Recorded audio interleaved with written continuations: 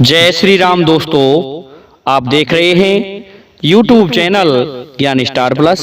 तो दोस्तों, आप सभी का हार्दिक स्वागत और अभिनंदन। आज हमने आपके लिए कमेंट चुना है श्रीमान ओम प्रकाश सिंह जी का। ये लिखते हैं कि ऊंची पार समुंदर की ऊंचे बसे अनेक, नार नार दो मिलकर बच्चा जनती एक। दोस्तों, बहुत सुंदर पहेली है श्रीमान ओम प्रकाश सिंह जी की, लेकिन हम इनसे एक निवेदन करना चाहते हैं कि हम पर एक कृपा करें। यदि इनके पास हिंदी वाला कीबोर्ड नहीं है तो अपने मोबाइल में जी बोर्ड ऐप डाउनलोड करें, जिसमें हिंदी इंग्लिश सभी होता है। तो अपने कमेंट को हिंदी में लिखें तो और भी अच्छा है। तो दोस्तों, हम आते हैं मूल कथा वस्तु पर, परंतु आपसे एक निवेदन है, हमारे चैनल को सब्सक्राइब कर दो और दोस्तों बेल आइकन को भी प्रेस कर दो, जिससे कि आने वाले वीडियो का नोटिफिकेशन आपको मिलता रहे। कि दोस्तों, इस पहेली का उत्तर हम अंत में देंगे। आप सभी को विदित है मगध सम्राट के बारे में। मगध पर ज्यादातर लोग जो हुए हैं बड़े शक्तिशाली और सम्राट राजा हुए हैं। उन्होंने जो राज्य किया है बड़ा अच्छा किया है और पराक्रमी राजा हुए हैं। तो ये जो पहेली है ये मगध सम्राट पर ही जाके लगेगी। देखिए किस पर लगेगी कि एक बार मगध के सम्राट महाराज जरासंध के पिताजी, उनके कोई संतान नहीं हुई थी। उनकी दो रानियां थीं। दोनों रानियों के कोई भी संतान नहीं हुई। महाराज परेशान हो गए यज्ञ करते करते, लेकिन फिर भी कोई संतान नहीं हुई। उन्होंने एक महात्मा, एक साधु जिनका नाम था चंड कौशिक, उनके आश्रम में गए। वहां पहुंच करके एक पैर से खड़े हो गए। साधु जी ध्यान मग्न में थे। जब ध्यान से तालियां खुली तो देखा कि सामने राजा खड़ा हुआ है।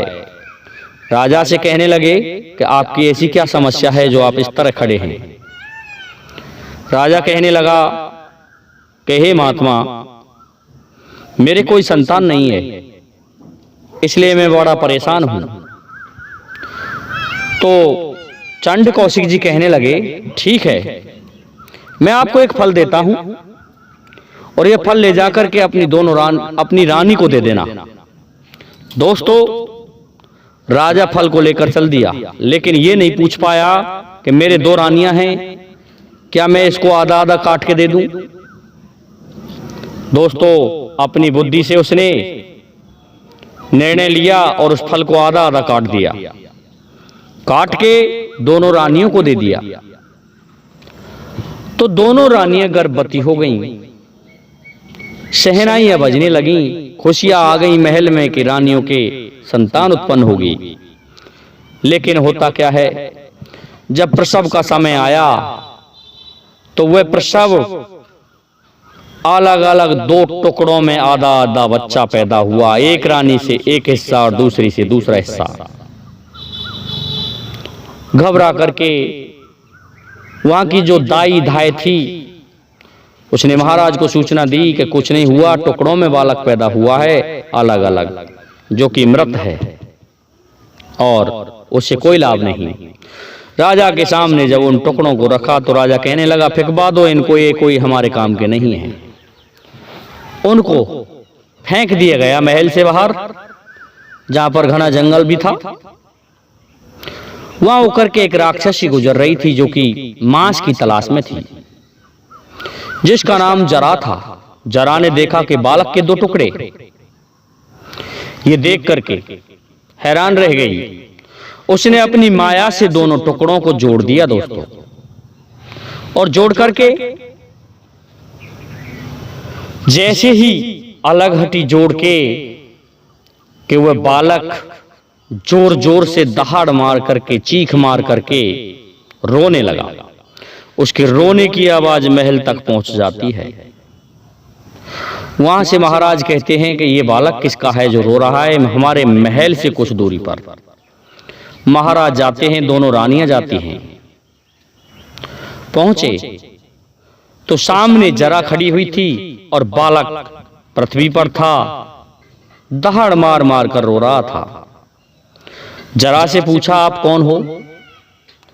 तो उसने अपना नाम जरा बताया और कहा कि मुझे यहां ये बालक दो टुकड़ों में मिला है। मैंने इसको मेरी माया से, मेरे मंत्रों से एक बालक बना दिया है। बड़ा ही शक्तिशाली है ये बालक जो दहाड़ मार करके रो रहा है। राजा प्रसन्न होता है। राजा कहता है कि ये हमारी ही रानियों के अलग अलग दो टुकड़ों के रूप में पैदा हुआ था।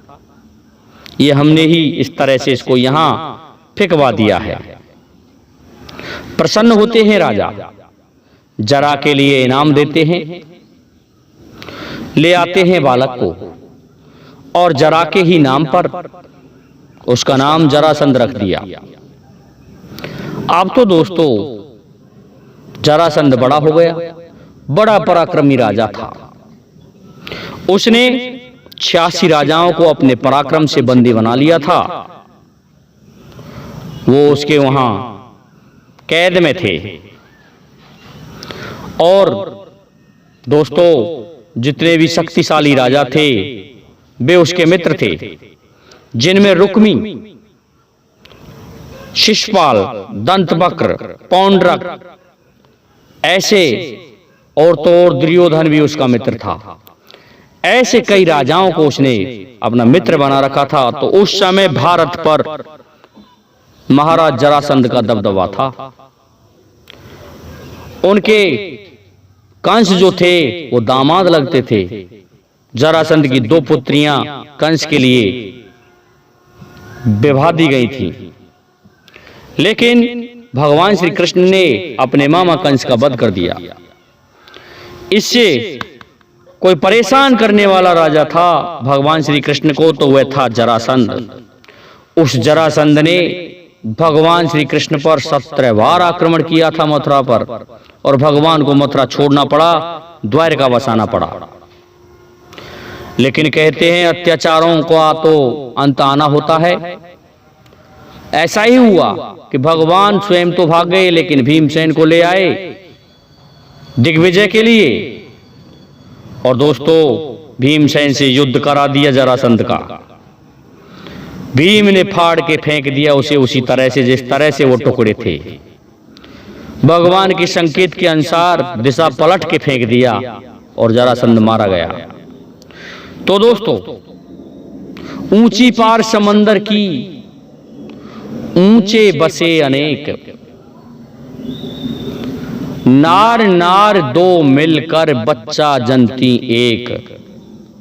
श्रीमान ओम प्रकाश सिंह जी, आपकी ये पहेली यहां लगती है।